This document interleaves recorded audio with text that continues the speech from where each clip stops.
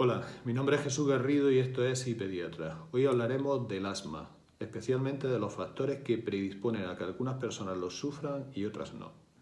Una de las cosas que me encuentro en la consulta cuando empezamos a hablar de problemas de salud es que muchos padres me dicen: yo soy asmático, ¿eso quiere decir que mi hijo va a ser asmático? Y evidentemente una de las cosas que más influye en el tema de desarrollar patología crónica son los genes. Es la herencia genética que el niño ha recibido de sus padres, con lo cual la tendencia a desarrollar cualquier tipo de problema de salud es mayor entre las personas que sí tienen ese problema de salud y pueden transmitirlo a su hijo. Como esta preocupación existe, lo que tenemos que plantearnos es: ¿de verdad es una condena? Y la realidad es que no. Cuando un niño nace tiene una carga genética y esa carga genética se puede expresar de muchas maneras diferentes, es lo que llamamos epigenética, pero se define sobre todo en los primeros años de vida. En esos primeros años la influencia del entorno es muy importante, haciendo que de toda la biblioteca de información genética que el niño tiene, unos genes se expresen con más intensidad y otros se anulen totalmente. Y esto es el proceso en el cual conseguimos adaptarnos lo mejor posible en función de esa información de la que disponemos y de la interacción con el entorno en el que nos ha tocado nacer. Esto nos permite que durante las primeras etapas tengamos mucha capacidad de modificar cosas que genéticamente se tienden a producir, de forma que hay cosas en la forma en la que criamos a nuestro hijo que pueden hacer que nuestro hijo, que sí, que tiene las mismas papeletas que teníamos nosotros de haber desarrollado el asma que hemos desarrollado, acabe haciéndola o no acabe haciéndola. Y en este sentido, el primer paso que tenemos que conocer es cómo influye esa genética.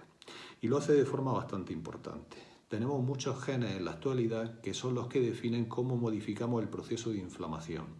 Y cuando estos no se ajustan adecuadamente, por ejemplo, no procesando bien ciertas sustancias que están en los alimentos como las histaminas pueden llegar a ser tóxicas porque pueden desencadenar procesos inflamatorios. Es uno de los mediadores que usan las células que van detectando si en algún momento hay un daño y que liberan para generar una inflamación en la cual el sistema defensivo acuda a ese lugar en el que se ha producido el daño intentando repararlo y eliminar al agresor. Cuando tenemos un exceso de histamina, esto se puede producir con mucha más facilidad y ante estímulos en los cuales no debería de producirse. Eso es lo que llamamos alergias. Y cuando esto se produce frente a nuestros propios tejidos es lo que llamamos enfermedades autoinmunes.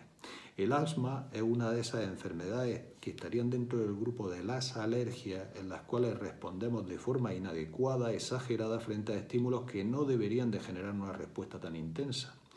Habitualmente en el asma lo que nos encontramos que es que un niño ante cualquier cosa que resulte irritante para los bronquios, por ejemplo la contaminación, una infección viral, un polen, un ácaro, cosas que en realidad no deberían de producir una irritación demasiado intensa,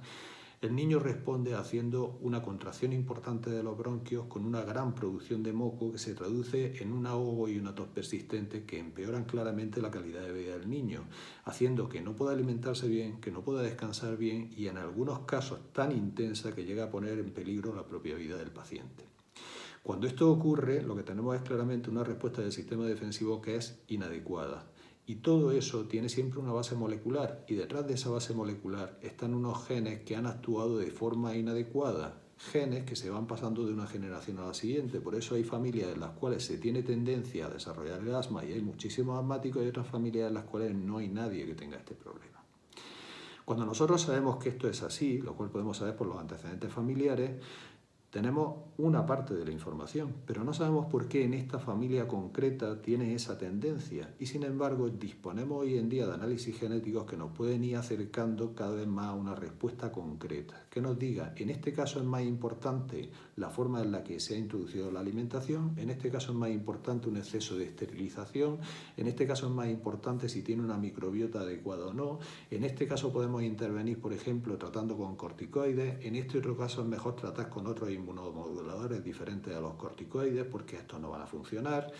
lo que nos permite tener una mejor idea de qué es lo que puede funcionar y cómo intervenir de forma mucho más definida en cada paciente buscando un objetivo que es la inmunomodulación.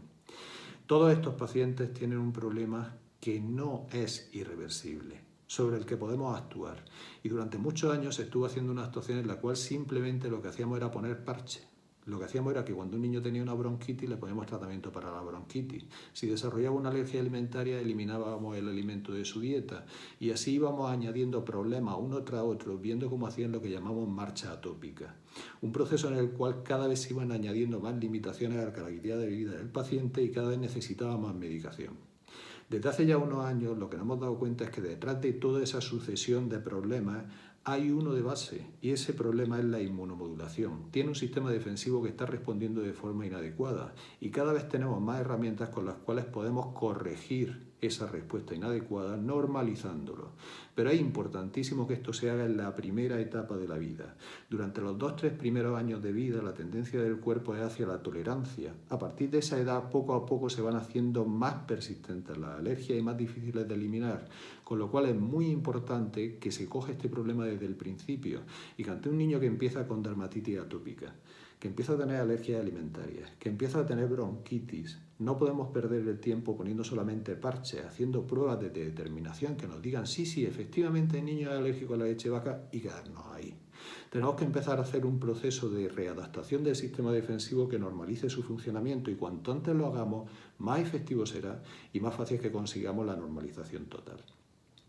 Con lo cual, es importantísimo que tengamos primero una idea clara de que cuando estos problemas aparecen no nos quedemos solamente en el tratamiento de cada uno de los episodios, sino que empecemos a plantearnos cómo vamos a actuar para que ese sistema defensivo que está mal regulado acabe respondiendo de forma adecuada frente a las agresiones que son normales en cualquier persona. En esto, como decía, puede ayudar mucho el análisis genético que nos diga si este niño en concreto tiene algo que haga que procese mal las histaminas, genes de los cuales ya se conocen muchas cosas, si tiene algún tipo de HLA, que es una especie de carnet de identificación de las células que hace que responda de una forma diferente ante las agresiones,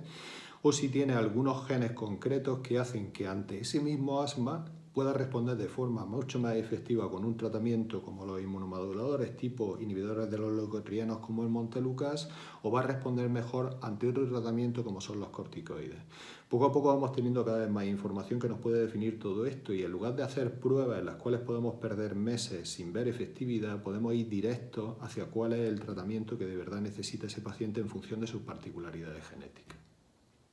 Cuando nosotros desde el nacimiento ya sabemos que existe una predisposición genética a padecer el problema del asma, hay una serie de recomendaciones que ya podemos hacer genéricas a los padres, pero que se pueden definir mucho mejor si tenemos más información. Esas recomendaciones son, si estamos entre el parto y la cesárea, es algo que no deberíamos ni siquiera de plantearnos. El parto es la forma natural de nacimiento de un niño y la cesárea debería ser la excepción. Y debería ser solamente una herramienta que sí que puede ser importante para mejorar la capacidad de supervivencia tanto de la madre como del niño, pero que a veces se usa muy a la ligera. Y en esto hay mucha diferencia entre sitios y mucha diferencia entre profesionales, y eso es lo único que puede explicar que haya países en los cuales ya los partos por cesárea estén superando a los partos por vía natural. Esto que se hace pensando en, bueno, sí, ante una complicación en el parto, lo mejor es vamos a la vía directa, vamos a sacar al niño rápidamente y así evitamos esas complicaciones. Sí, pero eso no es algo que no tenga coste. Cuando un niño nace tenemos que saber que el paso por el canal del parto le va a dar una flora desde el principio que es la que debe de recibir. Mientras que cuando nace por medio de una cesárea, la flora con la que va a tener contacto es flora hospitalaria, que no es para nada la recomendable para que ese niño empiece a regular su sistema defensivo. Por lo tanto, especialmente en aquellos que tienen antecedentes de problemas de asma, deberemos de ser muy exigentes a la hora de plantearnos el tema de que nazca por vía de cesárea. Y en caso de que lo haga porque sea necesario, y habrá casos en los que sea necesario y no debemos de no hacerlo en esos casos, sí tenemos que tener claro que es importante que desde el nacimiento ese niño empiece a recibir probióticos. Un aporte de buena flora que compense la flora agresiva que está recibiendo por haber nacido en un hospital y por una vía que no era la natural.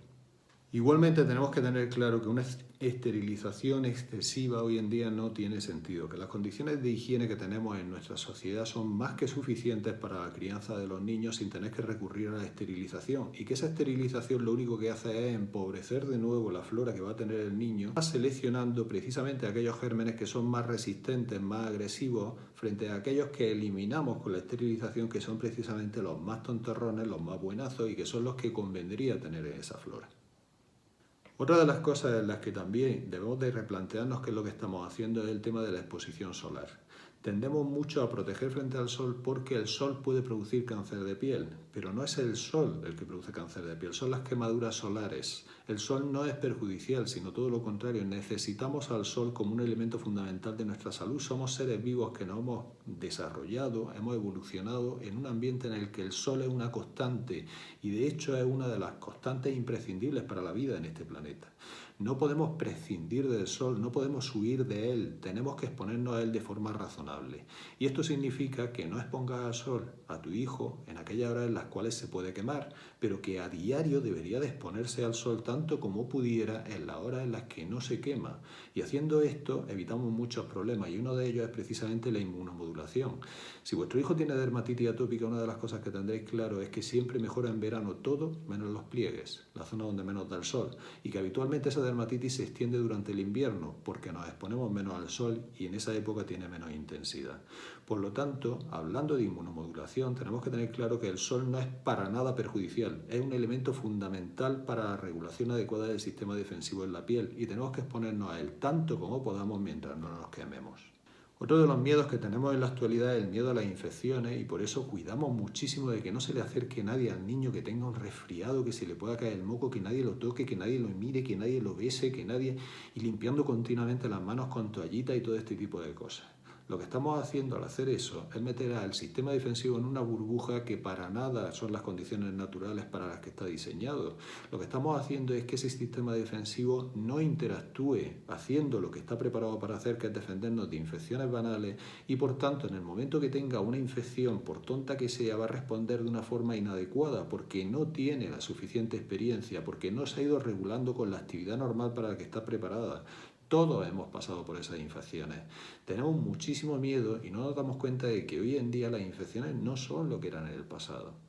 Hace siglos, el 75% de la población moría por infecciones. Hoy en día no llega ni al 10% la mortalidad y habitualmente suelen ser ancianos e inmunodeprimidos. Cuando un niño muere por una infección salen las noticias. Hoy en día los niños tienen un sistema defensivo en un entorno de hiperlimpieza en el que además les aportamos muchísima inmunidad por medio de las vacunas y disponemos de antibióticos, antifúngicos, antivirales, antiparasitarios. Hoy en día, ¿por qué tenemos tanto miedo a las infecciones? Dentro de lo normal, tenemos que permitir que ese sistema defensivo vaya trabajando, vaya interaccionando con todo el entorno en el que le va a tocar vivir y vaya clasificando gérmenes. Y que esto lo haga en la primera etapa, durante los primeros meses, cuando todavía tiene los anticuerpos de su madre que han pasado a través de la placenta, le permite hacer una inmunidad pasiva contra muchas de las infecciones con las que va a tener que interactuar con la ayuda de esa inmunidad de su madre.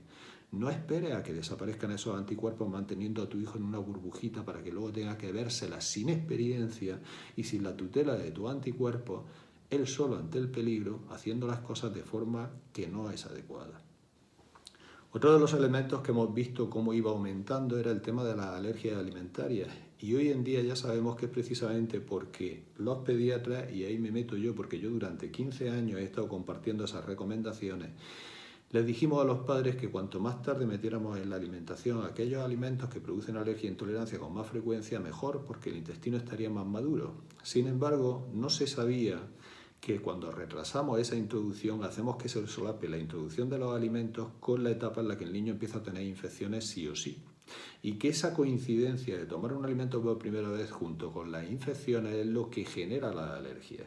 Por lo tanto, hoy en día tenemos clarísimo que retrasar la introducción de la alimentación complementaria no es para nada lo adecuado, que precisamente es eso lo que ha disparado en gran medida las alergias alimentarias en las últimas décadas y que lo que tenemos que hacer es dejar que el niño interactúe con la comida desde el momento en el que muestre interés por hacerlo. Es decir, en el momento que tu hijo veas que coge las cosas y se las lleva a la boca. Ese instinto dice que la naturaleza ha decidido, después de millones de pruebas y errores, que la forma adecuada de interaccionar con la comida es en ese momento, que está preparado para hacerlo y que necesita hacerlo. Y nosotros hemos estado luchando contra eso durante muchas décadas, viendo cómo las alergias subían sin darnos cuenta de que éramos los causantes de ese proceso. Por lo tanto, si en tu familia tenéis tendencia al asma y te preocupa que tu bebé pueda sufrirla, hay cosas que podemos hacer. Una de ellas sería un análisis genético en el cual veamos por qué ciertos genes están actuando en nuestra familia, haciendo que tengamos más predisposición a desarrollar alergias, tanto desde el punto de vista de la piel como del intestino como del sistema respiratorio. El siguiente paso es que, teniendo esto claro, si la cosa está entre el parto y la cesárea, evidentemente lo mejor siempre es el parto natural, pero no debemos de rehuir la cesárea cuando esta es necesaria, teniendo claro que en caso de que se produzca es necesario el aporte de microbiota que compense la que no ha recibido de su madre durante el parto. Que no esterilices, que hagas una limpieza razonable y que lo que tienes que tener es un entorno con una normalidad total y absoluta, porque hoy en día las condiciones higiénicas en las que se crían nuestros hijos no las tenía ni siquiera la aristocracia en la Edad Media. Así que deja de plantearte el tenerlo todo hiper limpio, porque esto no contribuye para nada a la normalización del funcionamiento del sistema defensivo de un niño que tiene unos antecedentes familiares de asma. Que la introducción de los alimentos debemos de realizarla de forma precoz, dejando que el niño interaccione con la comida en el momento que muestre interés por hacerlo y que no existe ninguna limitación real desde el punto de vista científico para que retrasemos esa interacción. Que en caso de que nuestro hijo empiece a tener los primeros episodios de bronquitis o bronquiolitis, existen tratamientos adecuados y que además tenemos tratamientos de prevención que tienden a normalizar el funcionamiento del sistema defensivo, que no nos quedemos solamente en el tratamiento de las crisis una detrás de otra, que no nos quedemos en el diagnóstico de ahora tiene alergia a esto,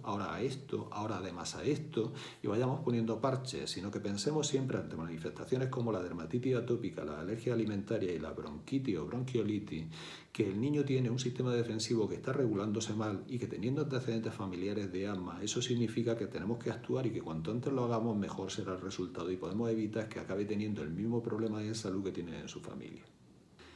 Esto supone un cambio radical respecto a lo que se ha estado haciendo durante muchos años, porque durante muchos años nos centramos única y exclusivamente en actuar como notarios. Certificábamos que este niño tenía este problema, cuando aparecía el siguiente lo íbamos añadiendo a la lista y así uno tras otro, mientras veíamos que hacía una cosa que llamamos marcha atópica, que sabemos que nos lleva en una dirección que no queremos.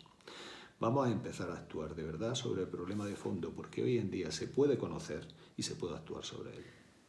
Y como siempre, si te ha gustado el vídeo, puedes hacerme un pequeño tributo, puedes darme un like, suscríbete si quieres recibir otros vídeos, sobre todo para que no se te olvide y para que te los notifiquen, activa la campana y hazle un favor a aquellas personas a las que crees que pueden ayudarle a estos vídeos, compártelo con ellas y hazme un favor a mí, comenta estos vídeos, aporta tu idea, aporta tu experiencia, ayúdanos a todos para crecer como una comunidad.